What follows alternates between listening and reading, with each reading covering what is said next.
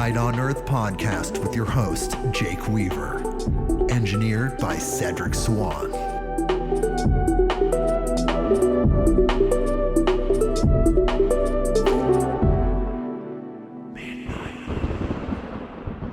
Hey everybody, we're back with another episode of Midnight on Earth. I'm your host, Jake Weaver, and we're here to bring you more knowledge, more light, and more love. Very honored to have Brynn Anderson with us today. We're going to listen to a very rare lecture from the one, the only, Joseph Campbell.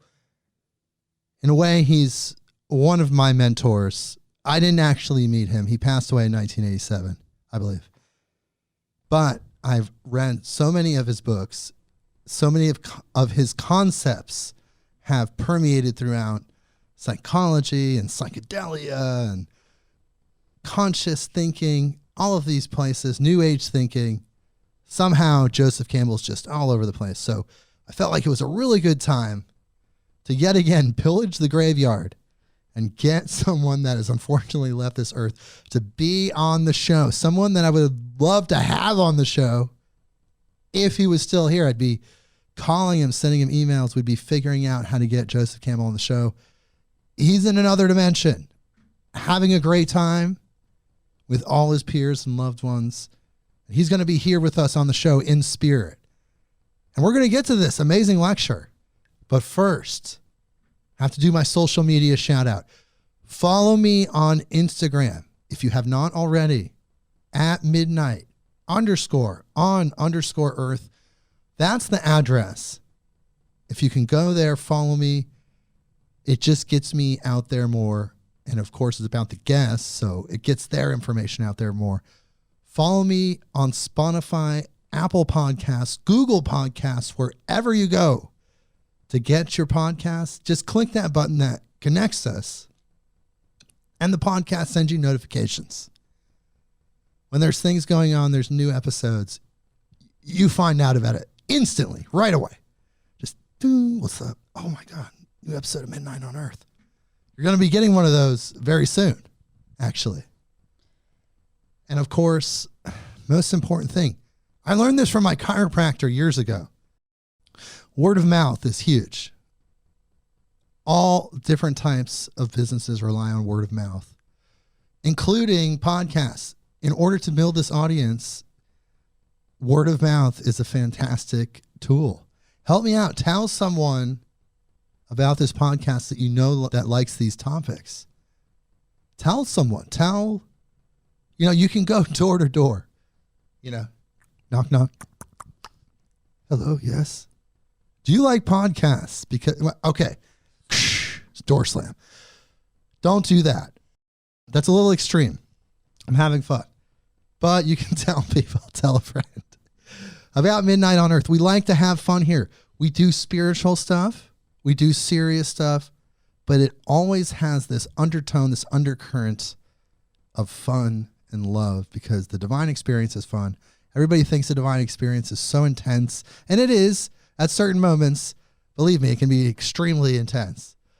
But there's always this nature of fun within the divinity. There's always this sense of humor, you could say, almost. So here we are, embracing that. And we're going to talk about that more with Joseph Campbell.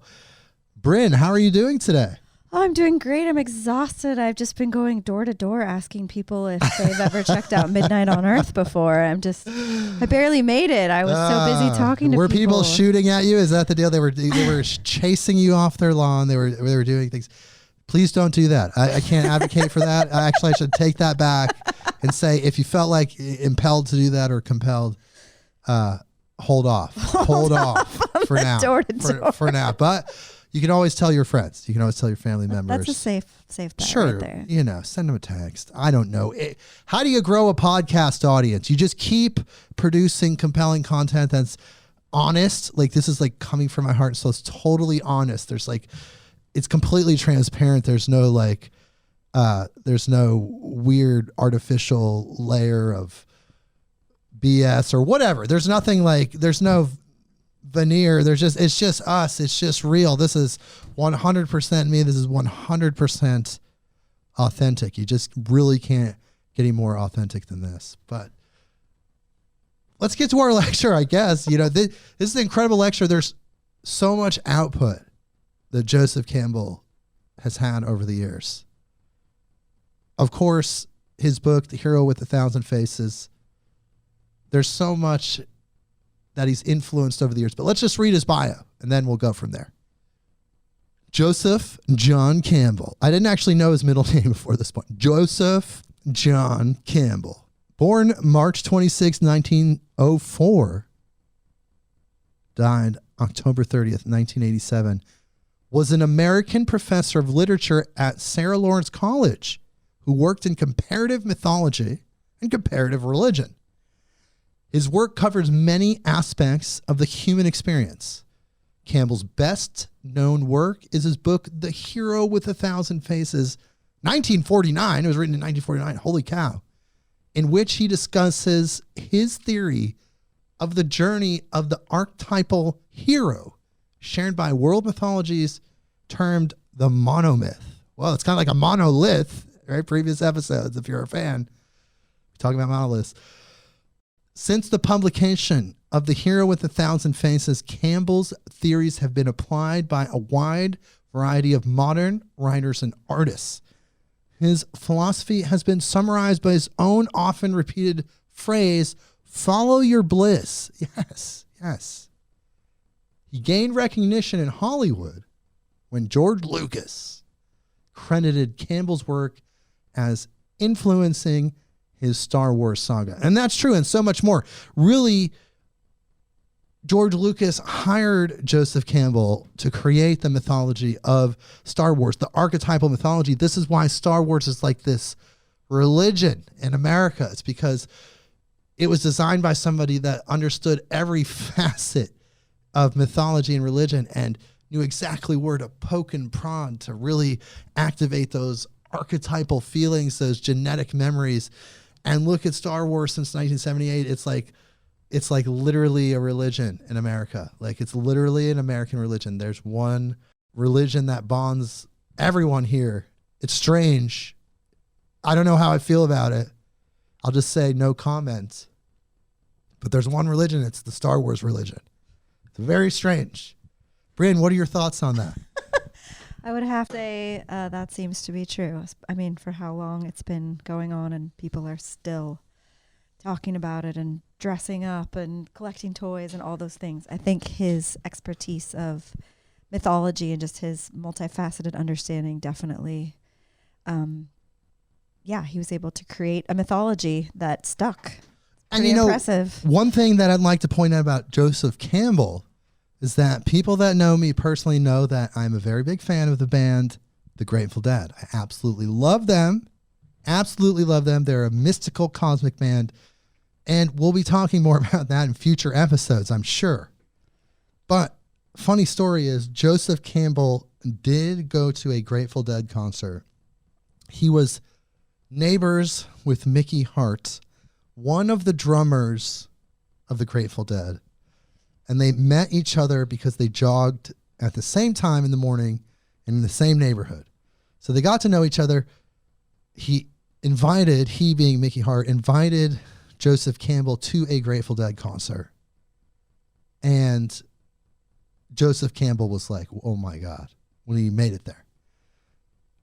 Reportedly, he danced ecstatically when he noticed all the different energies and frequencies that were flowing around this massive ritual, this massive psychedelic ritual. And he could see that it was a modern manifestation of an earlier human experience, an earlier ritualistic human experience. And he loved it. I mean, obviously, right? He knew right away. He instantly was a deadhead. So there's a little side story about Joseph Campbell. I love that he got to go and see it through his lens. That's super cool. Oh, yeah. It was later in his life. I think it was, it had to be in the 80s, if he passed away in 87. So, yeah, it's probably like 85 or something like that. It was talked about in Phil Lesch's book, Searching for the Sound, his autobiography, Highly recommend that book. But yeah, Joseph Campbell, he gets around. Star Wars, The Grateful Dead, influencing countless people. Really, I feel like he's the Einstein of spirituality. Like, he's an absolute genius. He gets better with age. 1904, this one's from 1967. This one we're going to listen to, this lecture. And he just kept going all the way up until he died. There's incredible videos out there. I highly recommend the Mythos video series. I watched that many years ago, and I gained a lot from the experience. I learned a lot from the experience. So I highly recommend that. So what we're going to be listening to is a lecture called The Celebration of Life. It was in Cooper Union, New York City. It took place on March 1st, 1967. I like listening to these older lectures in a way. You notice that Aldous Huxley, Timothy Leary, some of the lecture episodes that we've had, obviously Manly P. Hall, they're all fall into that 50s to 40s to 70s, Napoleon Hill, Earl Nightingale. I like listening to these older lectures from these notable figures because it just shows you that information, true knowledge is timeless. They're channeling true knowledge from time immemorial, thousands of years ago, thousands.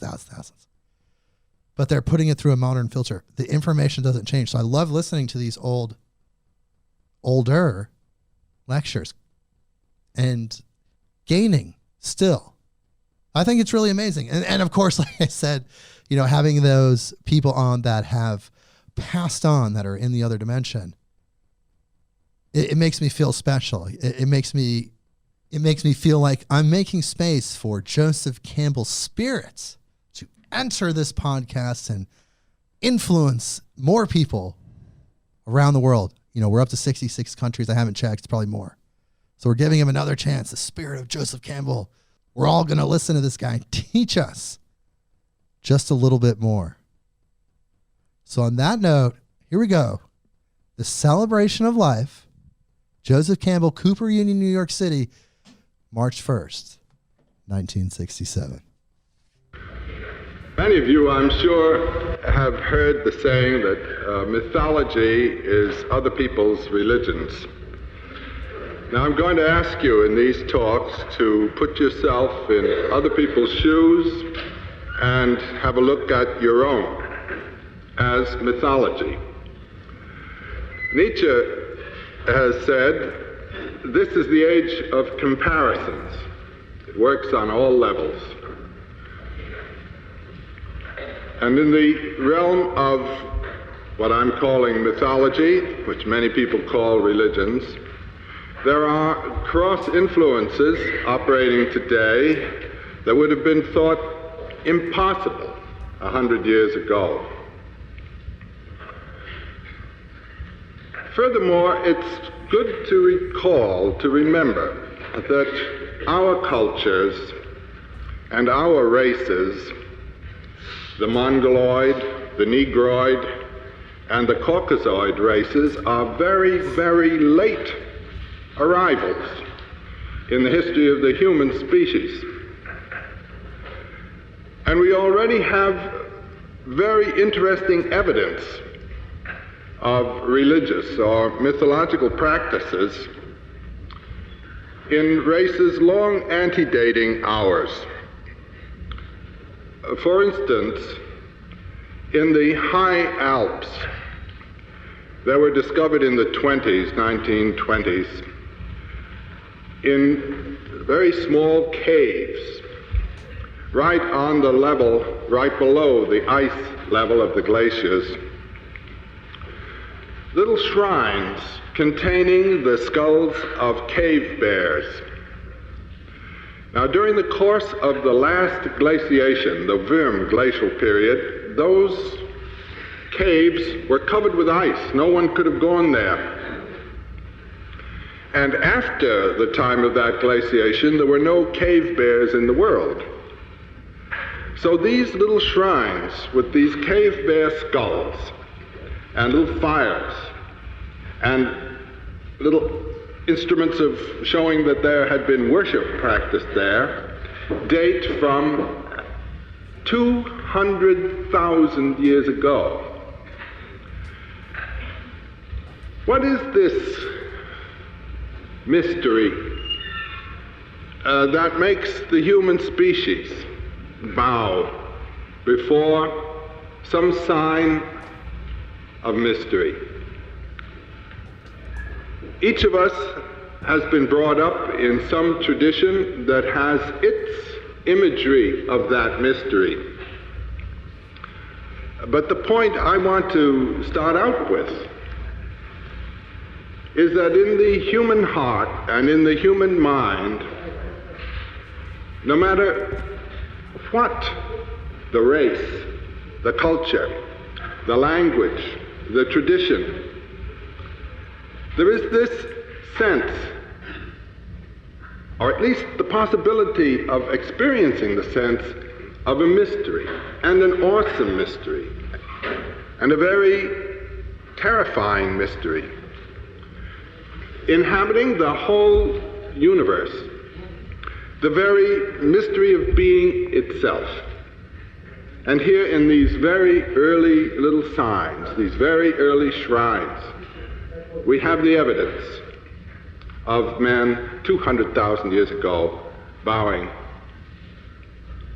and asking for something and devoting themselves to something in this way of religion which we continue to know in this aspect, that inflection, and that other throughout the world today. Now there have been in the past 200 years a great many investigations and researches, some of them very pious, some of them very cynical, of the religions of the world, and certain quite constant motifs, basic themes have come out throughout the whole field. These universals, these continually recurring themes. Also, in each of the various areas, there are quite special, particular inflections, quite different from those in other areas. That is to say, we have this spectacle of continuity and consistency, and at the same time, differentiation. Now, I want to speak tonight in a very general way to the main problems that these situations and these observations bring up. What are the functions, the human functions served by mythologies, by symbolic forms, which have been served, we can now say, for 200,000 years, and have sustained the race, even on the simplest level and even on the levels of the highest cultures. We all know the greatest monuments, the greatest architectural and art monuments are in celebration of these mysteries. I don't care where you turn. These are the things we now go by jet to see. Let us consider this problem. The human eye opens at a rather late stage in the development of the individual. He has already done the most marvelous work he will ever do. In a mysterious way, in his mother's womb, he has built a human body. And this body has organs that are directed to certain ends and intentions. And these were not the organs designed by reason, designed by consciousness. Reason and consciousness comes to itself and asks later, what is it I'm all about? What is it I am here for? Why is it I do this and that? Furthermore, the coming of the eyes into the human, not the human, the general biological picture is very late.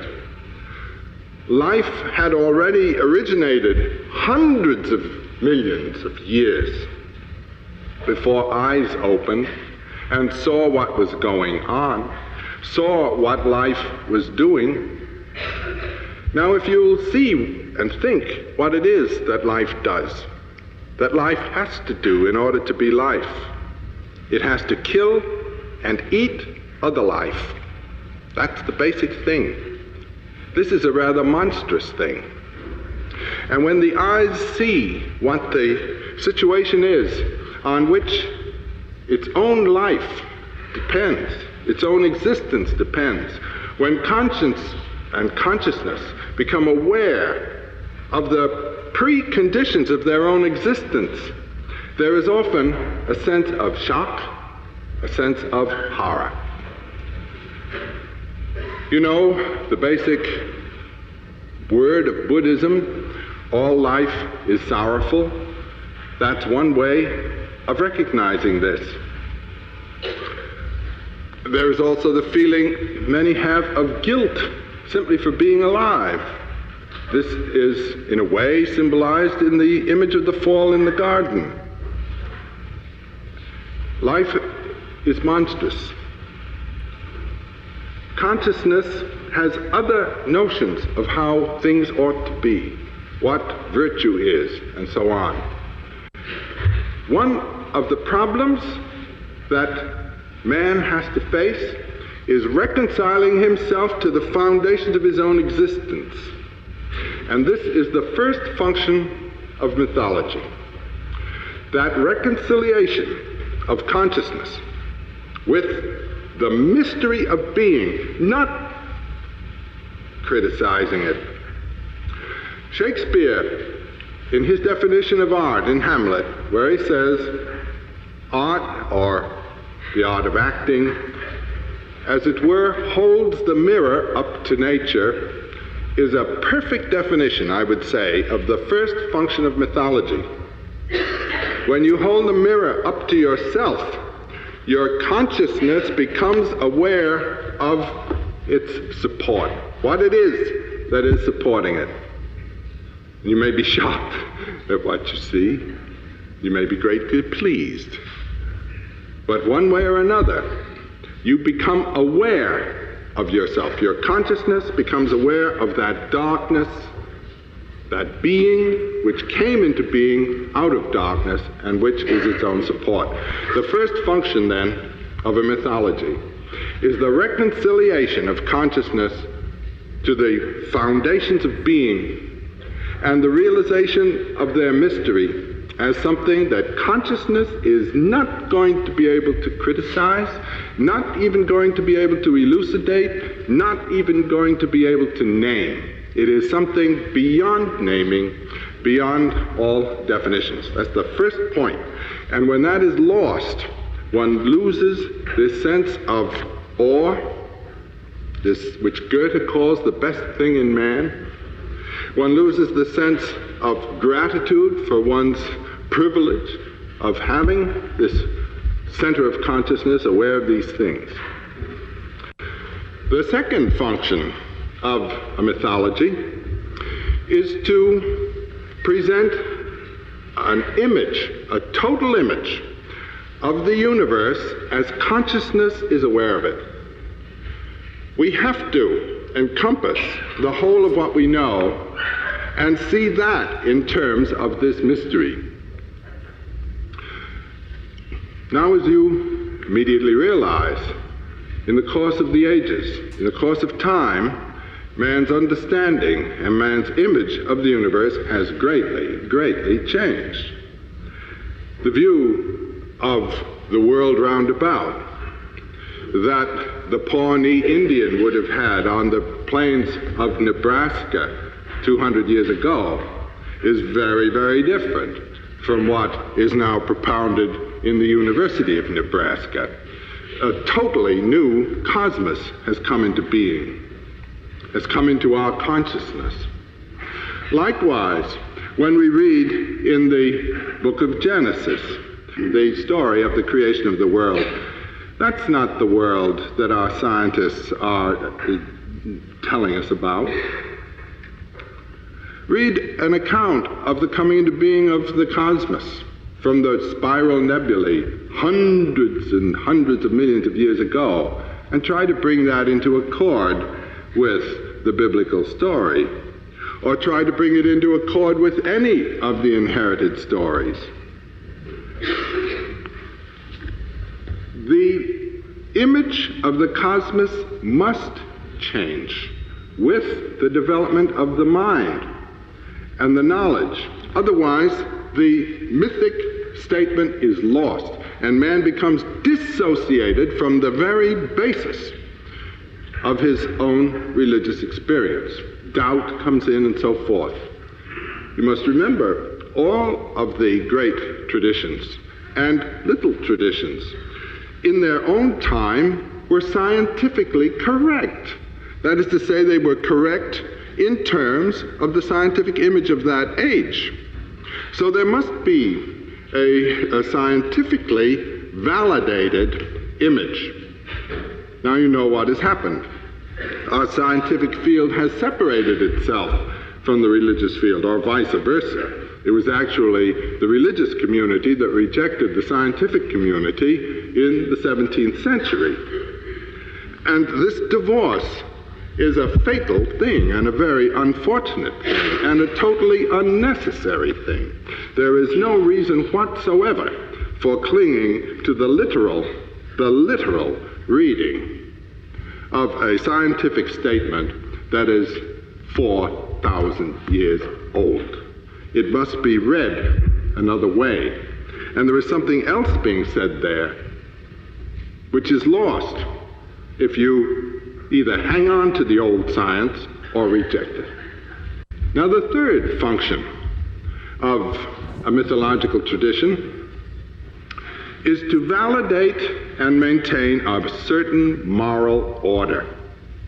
Now, these moral orders greatly differ from one society to another. For example, the requirements of a primitive hunting community are very, very different from those of a primitive planting community. What is required of the young men and women when they mature is in each case quite different. Likewise, in a complex society of differentiated tasks with professional doctors, medical men, professional astronomers or scientists, professional governing people, professional trading people, all of these coordinated in one society, we have a quite different social problem, quite different moral problem from that of a simple primitive community. And so there is this variation from society to society in terms of the social orders. Now, some of these social orders are extremely ruthless and fierce in their requirements and extremely narrow in their demands. Individuals may be thus divorced, separated, so to say, from their own nature. Read some of the descriptions in the anthropological works of the primitive initiation rites. What is done to the young people in some primitive societies in order to test their courage, in order to integrate them in the social group? Now, most societies are extremely dogmatic and fierce in their integration of the individual. The individual is born as a separate entity. He is carved up, so to say, and made to fit into a pattern that the society requires. It doesn't require a total man. It requires a part man. Not an individuum, but a dividuum, someone who has been divided up and put into a notch. This happens in the most primitive societies already. Nature produces this wonderfully rich being, full of possibilities. The society, and you cannot blame society, it is in a circumstance of its own, requires a certain specific limited type. It's got to have that, otherwise it can't exist, particularly on the primitive levels where the margin for existence is very, very slight. And so the individual is, so to say, carved into shape, scarified and teeth knocked out. His body is changed so that he'll know, I'm a member of this group, not that group. One of the very important essential ideas in mythology and in the rites of a mythologically based culture is that the individual must be shaped. He must be made to react in the way that that culture wants. And in so shaping the person is removed, so to say, from his own nature. So we have two levels here. The nature level, which all men potentially share, and the local social level. Now, always, as we all know about societies, there is a group that finally gets hold of it and has certain vested interests in keeping things as they are. And when there is a change, when the social structure changes, this group continues to hang on, and it enforces its rights, so to say. And here, right within the social order itself, a destructive, dissolving principle begins to operate. We can see this in the history of religions. One of the great crises, for instance, is the 12th and 13th centuries, when the pattern of early medieval Christianity began to disintegrate because new ideas were coming in, new possibilities were opening up, a much more highly educated and multitudinous elite class was developing, and the old comparatively simple ideas no longer held. There was a terrific fermentation at that time, heresy all over the place. Heresy is the life of a mythology, really, and orthodoxy is the death.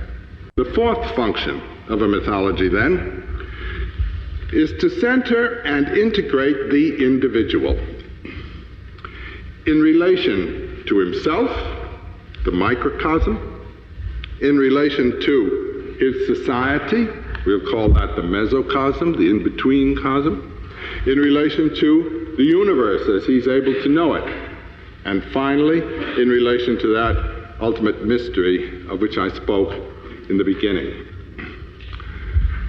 Now let me say a word about the problem of integrating the individual, what the problem is here, because this is the thing that has been the same. Societies have changed, but the problem of the individual in his life course has not greatly changed. The human being is a very strange animal. He matures I say that when constantly. he is about 20 years old. Not anymore. He has been growing for 20 years. Most animals, that's the length of a lifetime. So here is a creature who has grown for 20 years in an attitude and in a position largely of dependency, uncertain of himself, turning, particularly in the earlier years, the first 12 or so, to his parents for help, instruction, protection, approval, and punishment. This creates a psychological structure of dependency. The individual is in an attitude of dependence on parental figures. Then we ask him to become responsible, to assume responsibility, grow up. This is the crisis of the transit from infancy to adulthood, from dependency to responsibility. Something has to be done to make it happen. It won't happen automatically, as we now know from the problem of psychoanalysis. A person who looks like an adult, but every time responsibility is thrown upon him, turns around to see where mother or daddy is, just hasn't passed that threshold. A neurotic is a person who is having responses of dependency when they ought to be responses of responsibility. That's all it is. So then he goes to a psychiatrist who tells him, grow up. That's about all the problem is. But that's not so easy. Because after you have, the business of a reflex, stimulus, response. The response takes place. The response of dependence. Now suddenly it's got to be responsibility. And so here it's going, you say, oh gee, look, I'm 30 now, I've got to be over here. And the thing gets mixed up. The primitive and traditional initiation rites have to do with transforming the mode of reaction. Sometimes, and usually terrifically, frightening and actually very painful rituals so that the individual will no longer think he's a little boy. There's some rather amusing ones in relation to this from Australia, for instance, where things are pretty fierce. When little boys begin to become a kind of nasty and difficult for their mothers to handle, the women get together and give them a good beating around the legs with sticks and so forth, and then in a few weeks, something very interesting happens. The men, all dressed up in strange, godlike costumes, such as the youngsters have always been taught were the figures of the divinities, they come in with bull roars and yowls and all kinds of terrifying noises, and the children, the boys, run to their mothers for protection. And the mothers pretend to protect them. And the men grab them and take them away, so mother's no good anymore. Now they have to face this thing.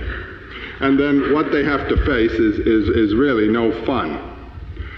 One of the little crises, the boy is behind a screen of bushes, and a lot of very interesting things are going on outside at night, dances and so forth.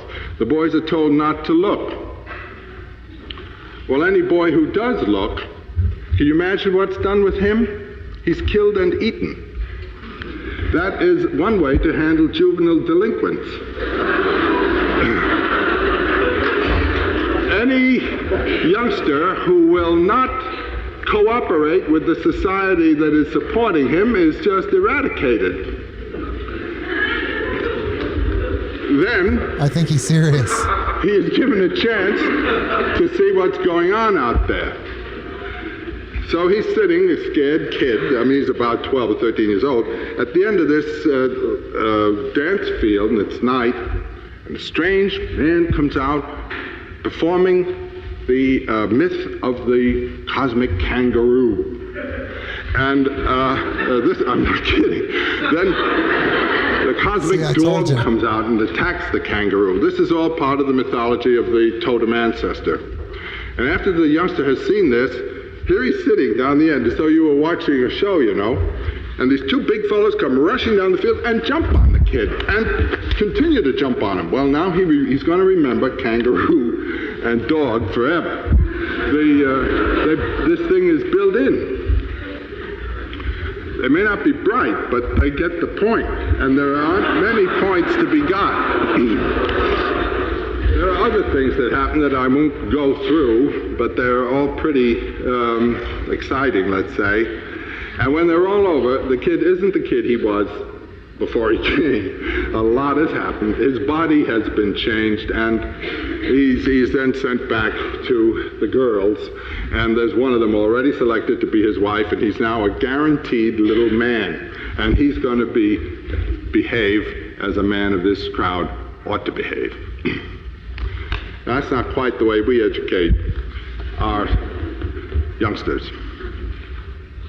We have another idea for them. The traditional notion of a mature adult is a person who behaves as he ought to behave, who behaves as the society has always asked him to behave. Grandpa behaved this way. So did great-grandpa. And every kid who didn't was eaten. So we all behave this way. That is to say, the adult is the one who accepts and represents the order of the society without question. This you get in all traditional societies. Now you know what we call a person who behaves that way. This we call a stuffed shirt. He has never built anything particular out of himself. He has simply done as told. He's sure of what's right and what's wrong, and that's that. Now we can't have this anymore. And we don't want it.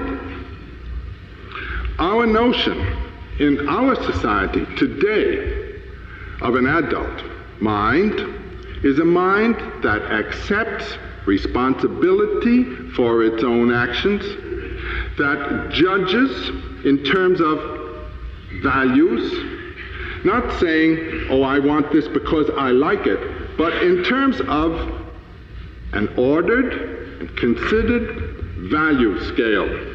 The individual is to judge, the individual is to criticize, and the individual is to represent with courage and loyalty his judgments. Now this asks a lot of the society itself that wasn't asked before. This also tends to shatter the idea of authority. Now that idea was formally validated by saying it came from God. The Lord of the universe ordered things this way for the society. A point I want to make is this, that all of these divine interpretations of local laws, of local social orders, are simply cooked up. They're not true. The society has changed with time. These are functions of conditions, of geography and history. One must realize that the moral order is in flux, is changing. There is no God-given right, wrong, true, false, moral, immoral. And with that kind of relativism, one is free to live as a human being, not simply as a, pardon me, as a robot repeating patterns that have been enforced from the past. And so we have a much more sophisticated idea toward the social order. However, when it comes to this other problem of the natural order, one's nature as man, the thing is not quite so relativistic. Now, the next stage in the mystery of the human development is that of old age coming on. Just about when you learn how to do what they've been trying to teach you, you begin to fumble. And then you have to sort of pull yourself together, and for another few years, act as though you still could do it. And then everybody else begins to see he's not doing so well. They put another waiter in to take over the job for you and that kind of thing. And you're gradually eased out. In other words, the first function of the local social mythology was to bring you from childhood dependency to responsibility in terms of the social demands. And then just about when you're beginning to feel good about it all, the society that has said you've got to do what we want begins to say, well, it looks as though you can't do what we want, so you're on your own. And then you have what's called a nervous breakdown. The next problem then, in a mythological order that is going to take care of us, is to tell us what to do with our psyches when that begins to happen. The economic problem isn't the main one. Not that somebody should, give you a fishing rod and send you out fishing and then have dinner for you when you come home. It's what are you going to do with that power inside you? You've become somewhat aware of the world, of the mystery of the world, and you just don't want to go doodling along with silly little children tasks, and that's not what you're worth. It's not what you're ready for. there are problems to face. The most challenging one is death. Man is the only animal that knows he's going to die. And as soon as you fumble that ball, it's coming. Schopenhauer has a wonderful line somewhere. He says, the first half of life, when there's a knock on the door, you think, here it comes. And the last half of life, when there's a knock on the door, you think, here it comes. So we find this wonderful problem, and the mythologies in general, the religions, have served it. They have provided images and tasks and disciplines that carry the child from childhood dependency to responsibility, rather simple responsibilities, those that the society says you've got to accept, and then they've provided a way out. They tell you that Daddy will be up there and you're going back home. Now this isn't quite enough anymore either.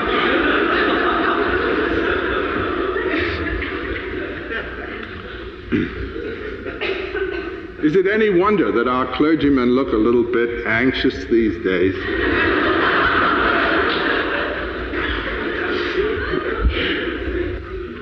Now I just want to speak about the phases in the development of any mythology. How does it start and what happens to it? I think one could say this, that all of the high cultures and low cultures and primitive cultures and charming simple cultures and great big enormous ones have grown out of myths. They are founded on myths. And what these myths have given has been inspiration for aspiration.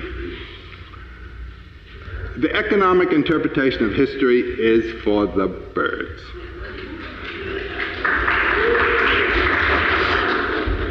Economics is itself a function of aspiration. It's what people aspire to that creates the field in which economics works. And people who don't have any aspirations, you know, the problem of a businessman who can't get people to want anything. It's the want, it's the aspiration. And what is wanted is not simply 1, 2, or 3 meals a day in a bed. That's not enough. It's got to be much more than that to make a life. Now, where do these aspirations come from? They come from a very wonderful, childlike thing, fascination.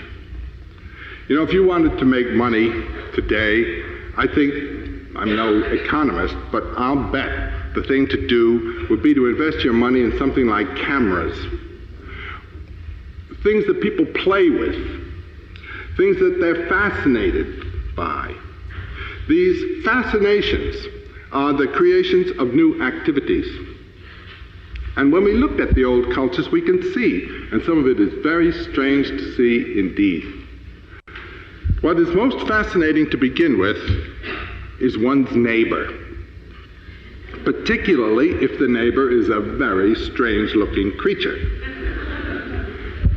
Now think of man in the old days. He was a minority on the planet. And when he looked at his neighbors, they had 4 feet, they had horns, they had great woolly bodies. They were very strange playmates. Furthermore, he was eating certain of them, and they were rather dangerous. He had to arrange some kind of arrangement with his neighbors, namely these animals. And we know that the first religious rites and the first religious address, so to say, was to animals, their neighbors. These were the images of God, as our neighbors are today, but they're not 4-footed for the most part. Some of them act that way, but they're not. The animal world was the first inspiration. And the divinities were animal divinities. And not only that, but just as kids, when they identify with something, when they are fascinated by something, they act like it, they play it. So the original rituals, the hunting people danced buffalo dances, deer dances, called themselves after the names. Their tribes were called weasels and buffaloes and all these things. They were in covenant, so to say, with the animal world. And the notion was, this is a very interesting thing, that through this covenant, the animals gave their bodies willingly to be eaten, because only the body dies. The being comes back. If you return the blood of the animal to the earth, the life is in the blood. The earth is the mother of life, and the animal will be back next year. A fundamental hunting right. If you want the animals to be back next year, you have to perform this. People who lived then in the plant world, the world of the tropics, where nature was a plant world, they saw something else. They saw that out of rot, out of decay, there comes life. And this notion that out of death comes life becomes a very important thing in the tropical cultures. And it led to what is a very horrible pattern of rituals. Rituals of human sacrifice. Killing people. Letting them rot. Burying them with the notion that out of this death there would come life. In Indonesia, Borneo, the old headhunters, the idea was that before a young man could marry and beget life, he had to kill life. He had to get ahead.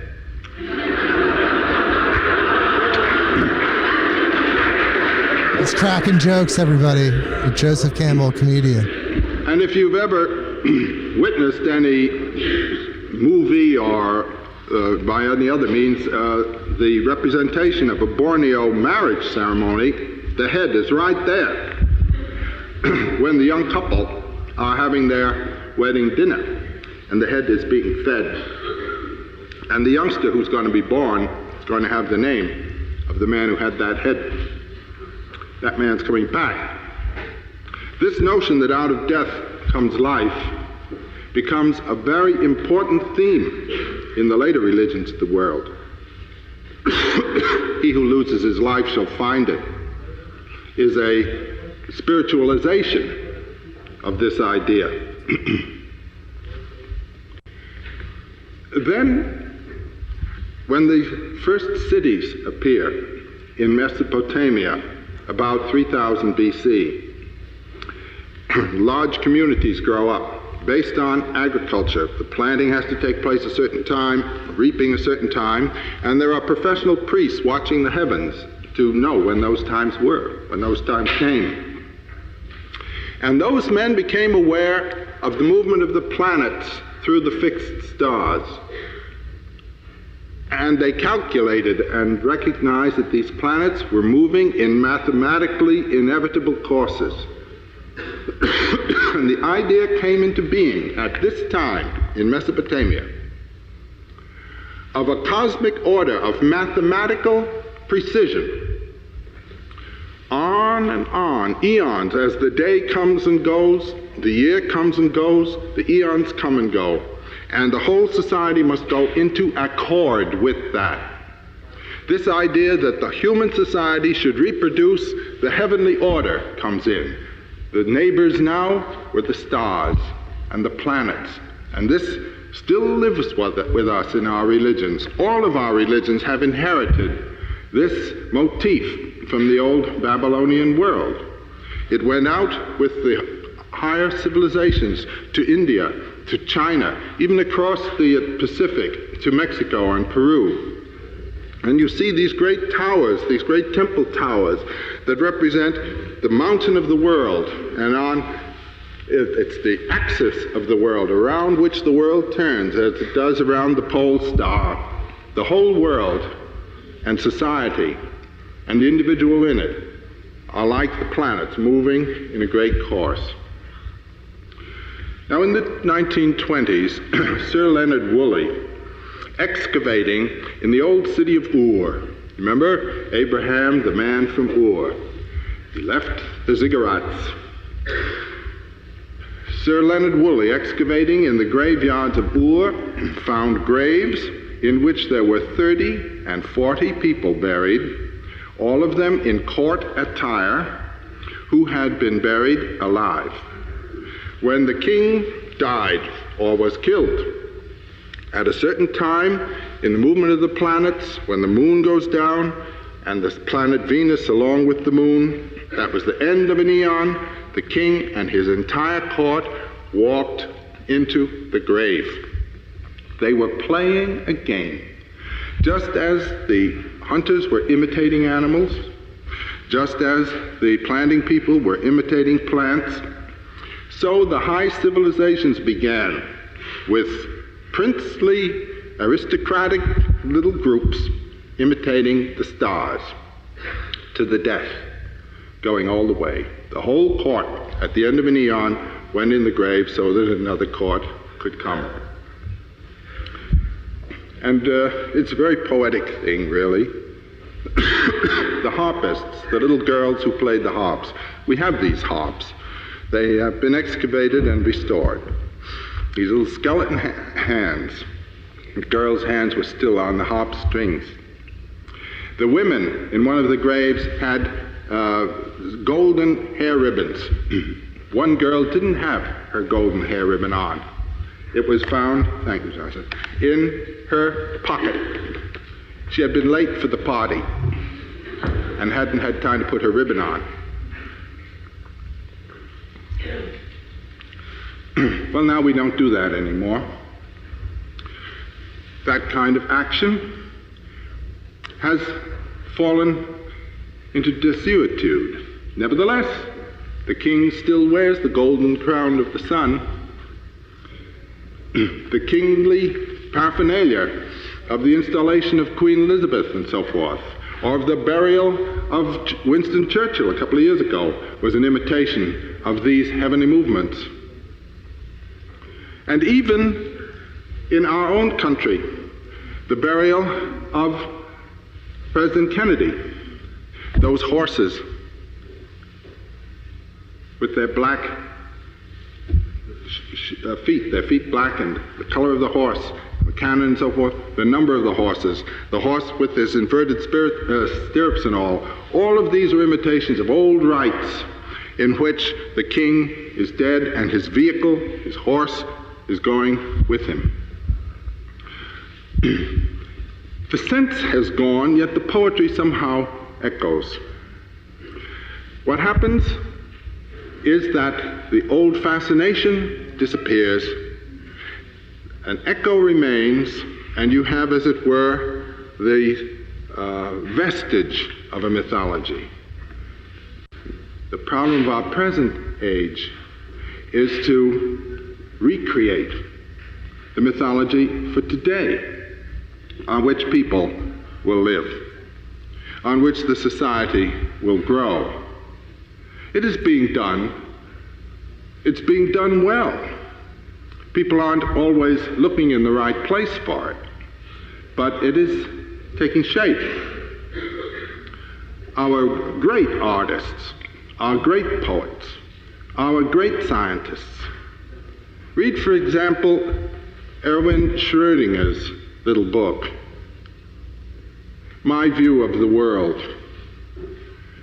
This is a vision of a poet and of a first-rate physical scientist. And it has the same song in it that one reads and hears in the old Upanishads and in the sayings of the great prophets, right out of today's experience. Nature is still ours. It is in us. It is in the universe. And what it shows is that tremendum, that mystery that was shown in the first place. And that's the basic problem of the poet and of the myth, as I said in the first place, to reconcile consciousness to its own source, namely nature, and or what one might conceive to be within or behind nature. Secondary to that is the social situation. Now, in our society, the social problem is turned over largely to the police and to Congress. It's a purely practical matter. However, the creatures that constitute the society, these are today the neighbor. They really are. The idea of a personal God living somehow somewhere else, out there is no out there anymore, there's no more up there. It's awfully difficult to validate. But it seems to me if one's looking for the personality of God, it's right here in the multitudinous personalities of those around us. Everything I find in the poets, in the scientists, who push through to this mystery, points not to the animals as our neighbors, not to the plants, not to the planet, but to that other one, the thou whom you face, who's not the thou you would want him to be. He's other. And it's that recognition of otherness that is absolutely basic and necessary. Now, this doesn't mean that you have to give up your otherness in recognition of him. There may darn well be collision, but it's got to be collision with reverence and respect. I've been reading recently a great many medieval works, and these involve, particularly in the Arthurian romances and so forth, knights in combat with each other, fiercely in combat, with complete respect for each other, even love for each other. And there's one wonderful line in Wolfram von Eschenbach, when two brothers who didn't know they were brothers were in combat. In fact, they were half-brothers. One was a Christian and the other was a Mohammedan. They were in combat. And Wolfram says, if one wished to think of it that way, one could say that they were two battling. But they had the same father, and they are one. And they are one, battling himself out of loyalty, out of honor, and doing himself much harm. But that's the tragic sense. As I say, life begins, and that's the first thing the eye sees. Life eating itself, killing. But that's life. And the reconciliation of consciousness, which revolts from this, to that, and its affirmation, that is the song of mythology. It has been. It's the song of the religions. And with that little affirmative theme, the affirmation of life as is, I would say we have the key to the hopping up, the stepping up, the invigorating of life, which has been the function, actually, the first function of mythology from the time the old cavemen asked the bear to give his body for their life. So with that little theme, I'll close with thanks to you all. Hey, thank you, Joseph Campbell, for a lifetime of service and devotion to the in-depth study of mythology, the nature of mythology, and the nature of world religions and how it's all interconnected. He found the golden thread that connected everything and talked about it in his various books and also in this lecture, which was so amazing. There was so much to unpack. Brynn, what did you think about that? I love how excited he is about just, I mean, you can just hear his brain going off in all the little pockets of knowledge and things that he's learned and like putting them all together. It's like you could almost like see it happening as you're listening to him because he's so excited about all the little parts. But yeah, rites of passage is such an interesting theme because I often think about that I don't know, it seems like we're kind of in a funny place of not really like what is a rite of passage for a young adult to being an adult besides like a driver's license and an ID to go into a bar. Like there's many of them, but it's so different than it was. And that tribal way is so intense. Like we're not, going through these rituals where you're, like he said, he's like, you're breaking the brain. You're not going back to being a child anymore. Your whole course of action has been shifted in this like intense way. And we don't do that. We have these sort of other little celebrations, but I don't know. That's something I've thought about a lot is, I don't have any answers at all, but just of functional ritualistic mythology in our Western culture. Yes. Thank you for putting that in a sentence. Yeah. That's all pretty, it's the way he structured it. It made it easy to understand. It's like, yeah, we do have that deficiency where we don't have a lot of rituals. We participate in rituals in the sense that we like to go to concerts. I know I like to go to concerts. Right. That's one that's stuck for sure. And, we'll talk about that in future episodes, but that's one aspect. But the thing is that he touched on so much. And what it showed you is that the development of the human itself is a reflection of the development of culture and the development of mythology. Like all of it comes from this general pattern. It's microcosmic, it's macrocosmic. You see it in the personal development of a child and also the development of cultures collectively. And through time, it was really powerful. There was so much he touched on. Right. And just the first thing, the beginning, like what's the first function of building this whole mythology, whether it's the personal, the familial, the societal, like on and on, like the whole purpose of that, he has coming down to that like awakening of consciousness and looking at like, whoa, I'm here and I have to eat and why am I here and all the huge implications and just cosmic reality of that. Well, I noticed that the first religions he was talking about were addressing these animals because they were super excited about these other life forms. They saw them early in prehistory. Humans, I'm talking about, saw them early in prehistory as these divine apparitions, these living embodiments of this divine energy. And they felt the energy. And those original religions, those original mythologies were based on the relationships of humans with animals. They deified the animals because of their respect and admiration for them as embodiments of this divine energy. It's really fascinating to think about.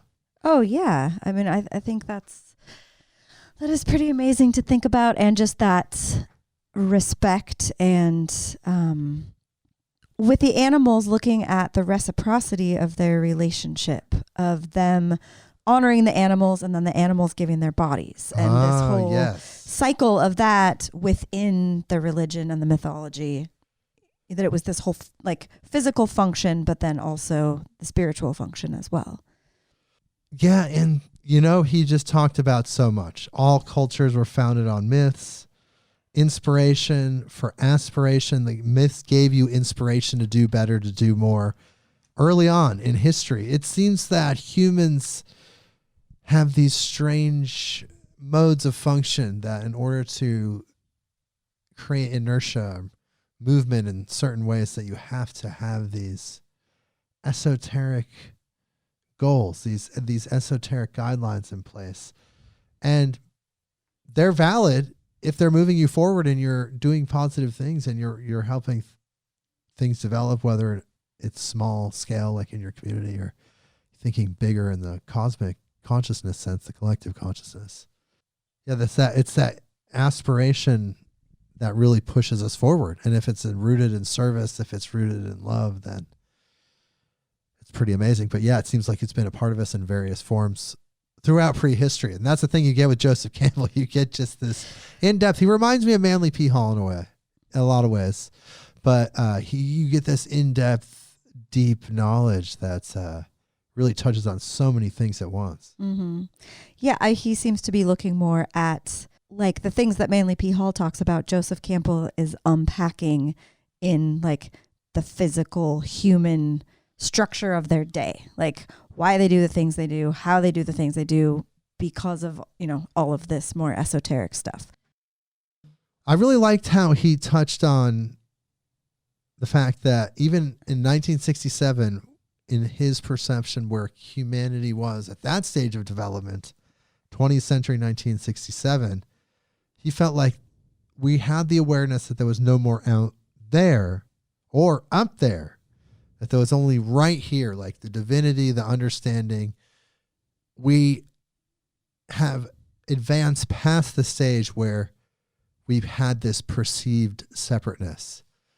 If it's believed by certain humans out there that they're somehow separate, they're in the minority. So the collective consciousness, the general field of human consciousness, has adapted to the divine experience being integrated and fully immersed and a part of our lives. It's really interesting that he even knew that then. Right, and that was 50 years ago. So I wrote that in my notes, like what would he think if he could be here now? And also looking at our current mythologies now of how, what we're passing on and all of those things. Probably would think Star Wars ran a little amok.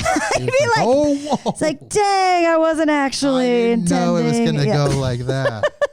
Or like, what would he think of current like technology and social media and all of that as like part of our mythology? Yeah, that's something to think about. That's an interesting. Well, thing. and he also had the outside perspective, the ability to see from that shamanic God's eye view when he talked about how war was a man's battle with himself, like humanity's battle with themselves. Like he talked about the guy that was Christian, the other guy that was Muslim, and they're human brothers. He had that awareness. Their humanity. We're just attacking each other. We're just this one family. We talked in other episodes how that even extends out into multiple dimensions. Mm-hmm. The angels, the extraterrestrials were all just one big family. The lower astral entities, the higher astral entities, we have to figure out a way to make it work with all of us together. It's really interesting how that kind of comes into play. But yeah, we're all just this one big family. And in macrocosmically, right? It's like out there, like we were just talking about, microcosm, we're humanity. I live in this little region of the world. Like, you spin the globe a little bit, you're over here.